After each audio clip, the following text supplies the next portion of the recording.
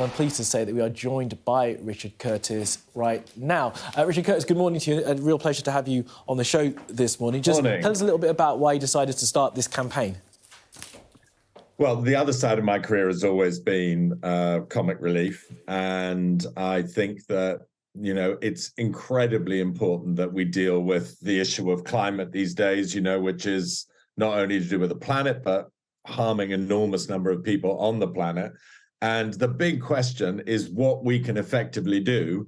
And the biggest resource that normal people have is where their money goes. And our banks, where we're investing our money, are in fact huge investors in fossil fuels, but particularly fossil fuel expansion. So the top, high street banks have given 140 billion to companies that are expanding fossil fuels. And we know that if we're going to keep the temperature down, you can't have expansion. You can't have new things. The banks should be putting all that money into, wonderful renewable energy and affordable housing and all the good things that they could be spending for, but they're not. Behind our backs, they're actually investing in just the things that we all don't want to happen. Now, you'll know there's part of COP26, there was the GFANZ, the Glasgow Financial Alliance for Net Zero initiative set up by Mark Carney, former governor of the Bank of England, which was all about trying to get these banks to reach net zero. Are you not happy that that has gone far enough? Well, it's definitely not happening fast enough. And what we believe is that people, if you talk to people, they think that banks need to do more.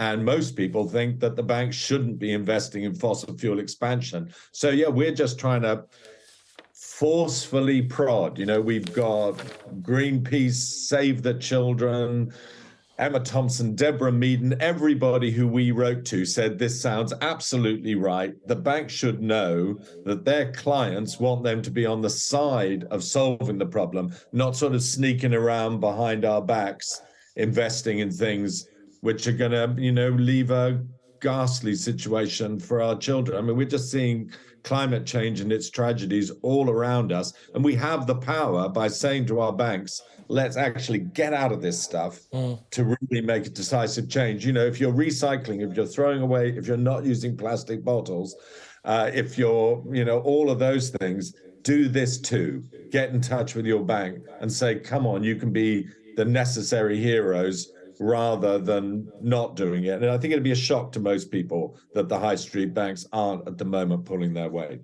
Yeah, and just this morning, there's reporting in the Financial Times, Rashard Cutis, I don't know if you've seen it, that some banks said that they couldn't sort of cooperate in this sort of way because they might fall foul of competition, or now it's being reported that that's going to be changed to allow them to sort of all work together in the same direction, precisely around these sort of things. I mean, I guess you must be pleased to see that that looks like it's a step forward. Yeah, and, actually two of the high street banks have started to make this commitment. So it is shifting. That's where public pressure comes into it. And it's not that the banks are going to lose money. When I spoke to Mark Carney, he said that, sustainability is the greatest investment opportunity since the Industrial Revolution.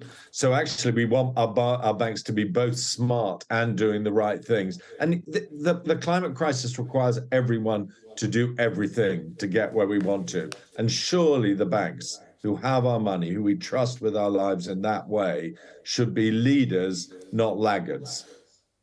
And Rashard Cutis, while I have you, I will have to talk about the movie business and your work, if you don't mind. And I think you are working on something at the moment. Can you tell us anything about some of the stuff we could expect to be coming from your pen soon? Yeah, I mean, first, go to the Make My Money Matter website and tell your bank what you think about it, because it's so important. At the moment, I'm actually doing I wrote a film with Lenny Henry called Bernard and the Genie about 20 years ago. And we're doing a new version of that where the genie is now Melissa McCarthy. So it's going to be a very different film and I think a lot of fun. I'm such a huge fan of hers.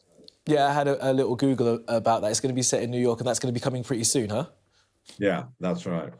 Excellent stuff. So I guess and this fans great will be looking actor, Papa Essiedu, is playing Bernard. So I'm excited about that.